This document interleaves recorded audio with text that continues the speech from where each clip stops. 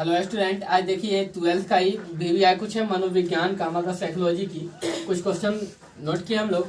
लिखो ये कि यहाँ पे कि मनोविज्ञान क्या है। पहली क्वेश्चन इनकी इस किताब पे ही मनोविज्ञान क्या है, तो मन का विज्ञान, इसको अलग अलग कीजिए, मन का विज्ञान। और इसको जैसे इंग्लिश में हम लोग कहें साइकोलॉजी, साइकोलॉजी, साइको मतलब आत्मा, लॉजी मतलब विचार, जो आत्मा का विचार है इसमें हम लोग अध्ययन करेंगे।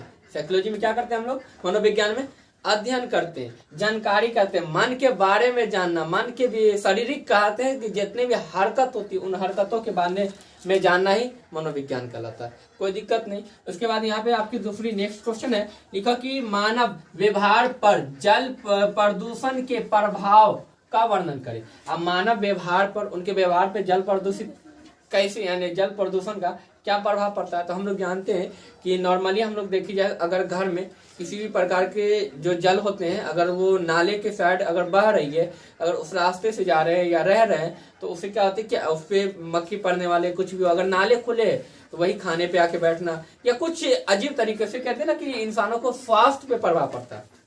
जल प्रदूषण है ना, कहते हैं कि अगर प्रदूषित जल का अगर हम लोग कभी कभी बाय चांस उपयोग कर ले तो क्या होंगे, हम लोग के बीमारी हो जाएगी। क्या हो जाएगी, बीमारी हो जाएगी, स्वास्थ्य वेस्ट हो जाएगा, स्वास्थ्य क्या हो जाएगा, खराब हो जाएंगे, स्वास्थ्य क्या होंगे, खराब हो जाएंगे। तो ये बात समझिए, मानव व्यवहार, मानव के व्यवहारों पे ही डिपेंड करता है। किसी भी प्रकार का रोग पकड़ता है ना, बीमारी पकड़ता है ना, ये जल प्रदूषण के कारण अधिकतर पकड़ जाते हैं।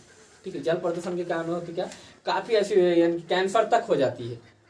ठीक है, तो इस प्रकार की प्रॉब्लम उत्पन्न होगी, तो प्रभावित कर रही है ना किसको, तो मानव व्यवहार क्या कर रहा है, प्रदूषित, यानी कि क्या होता है, इसको प्रभावित कर रहा है। कौन, जल, तो जल प्रभावित कर रहा है, क्योंकि काफी ऐसे रोग, काफी ऐसी बीमारी यानी कि हो जाती है। अब यहाँ पे आपकी अगली क्वेश्चन लिखी हुई, क्या लिखा, युग के व्यक्ति प्रकारों का वर्णन करें। अब व्यक्ति प्रकार के, तो युग के अनुसार है ना, व्यक्ति के दो प्रकार बताएंगे। कितने, दो प्रकार, एक अंतर्मुखी, एक बाह्यमुखी, एक अंतमुखी, एक बाह्यमुखी। अंतमुखी कहने का मतलब कितना कितना का व्यवहार देखिएगा, क्या होता है कि अंदरे अंदरे वो क्या कर जाता है उसका कोई गारंटी नहीं। बाह्यमुखी क्या होता है कि उनका व्यवहार है ना, झलकता है, दिखता है कि वो कैसा व्यक्ति है, किस प्रकार का व्यक्ति है, वो नेगेटिव वाले व्यक्ति है, ऐसे टोटल दिखता है, उसे अंतमुखी कहा गया उस व्यवहार वाले व्यक्ति को, एगो को बाह्यमुखी। इन्होंने दो प्रकार के व्यक्तित्व का वर्णन किया। कितने प्रकारों को, दो प्रकार को। किसने, युग ने, किसने किया, युग ने दो प्रकार के व्यक्तियों का वर्णन किया। अब आपकी अगली क्वेश्चन लिखी हुई कि असामान्य व्यवहार के मनोवैज्ञानिक, असामान्य व्यवहार के मनोवैज्ञानिक कारणों का वर्णन करें। असामान्य व्यवहार वाले व्यक्तियों, जैसे क्या होता है कि असामान्य व्यवहार वाले व्यक्तियों है ना के, यानी कि मनोवैज्ञानिक के कारणों का वर्णन करते हो। असामान्य व्यवहार वाले व्यक्ति, अगर असामान्य मनोवैज्ञानिक असामान्य व्यक्ति के बारे में अगर सोचता है तो वो असामान्य व्यवहार के बारे में पहले सोचेंगे कि उनका व्यवहार कैसा है। तो कहते हैं ना कि अगर समाज के बारे में नहीं सोच रहे, समाज के खिलाफ चल रहे हैं, समाज के नियम के खिलाफ चल रहे हैं।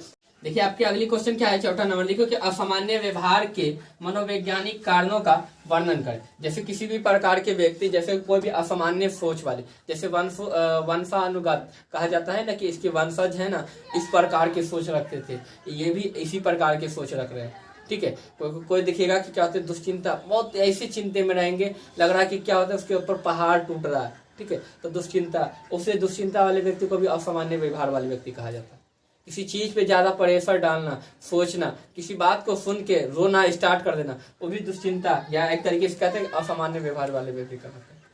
रियली बात बताते हैं, असामान्य व्यवहार वाले व्यक्ति कहलाते हैं। अगर किसी भी बात को हम लोग क्या होता है कि सुन के ही रोना होना, या कहते हैं ना कि अफवाहों पे हम लोग भरोसा कर देना, तो वह असामान्य व्यक्ति वाले ही करते हैं। सामान्य व्यक्ति वाले इस सब पे ध्यान बिल्कुल नहीं देते।